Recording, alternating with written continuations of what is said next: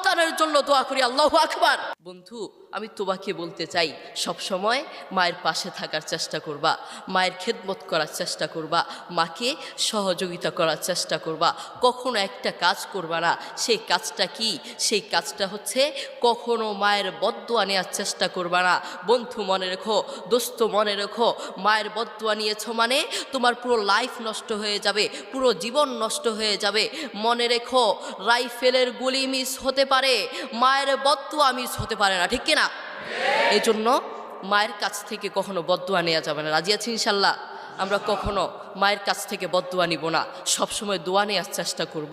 তুমি যদি মায়ের কাছ থেকে দোয়া নাও, আল্লাহ সুবহানাহু ওয়া তাআলা তোমাকে দুনিয়াতেই আল্লাহর দয়ায় সম্মানিত করে ফেলবেন। তার একটা দৃষ্টান্ত দিই, হয়তো আপনি বুঝতে পারবেন। মুহাম্মদ সাল্লাল্লাহু আলাইহি ওয়াসাল্লাম একবার ওমর রাদিয়াল্লাহু তাআলা আনহুকে ডেকে বললেন, শোনো ওমর, হজ করতে ওয়াইস কারনী নামক একজন ব্যক্তি আসবে, তুমি তার কাছে দোয়া চেও। ওমর তার কাছে দোয়া চাইলে আল্লাহ তোমাকে, তার কাছে দোয়া চাইলে দোয়া কবুল হয়ে যায়। ওমর রাদিয়াল্লাহু তাআলা আনহুর মতো এত সম্মানিত একজন সাহাবীকে বললেন ওয়েস কারনীর কাছে দোয়া চাইতে।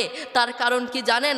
তার কারণ হচ্ছে ওয়েস কারনী মায়ের খেদমত করতে করতে, মাকে সম্মান করতে করতে, মায়ের দোয়া নিতে নিতে এমন পর্যায়ে চলে গেছে, আল্লাহ দুনিয়াতেই তাকে সম্মান দান করেছেন। আল্লাহু আকবার। দেখেছেন? এই জন্য ওমরের মতো সাহাবীকে বললেন ওয়েস কারনীর কাছে দোয়া চাইতে। এই জন্য আমরা মায়ের দোয়া নিব, মায়ের সাথে সুন্দর আচরণ করব। রাজি আছি ইনশাল্লাহ? আমরা মায়ের সাথে সবসময় সুন্দর আচরণ করার চেষ্টা করব। আপনি দেখেন, আপনার মা আপনাকে প্রকৃতভাবে ভালোবাসেন ভাই, আপনাকে নিজের জীবনের চেয়ে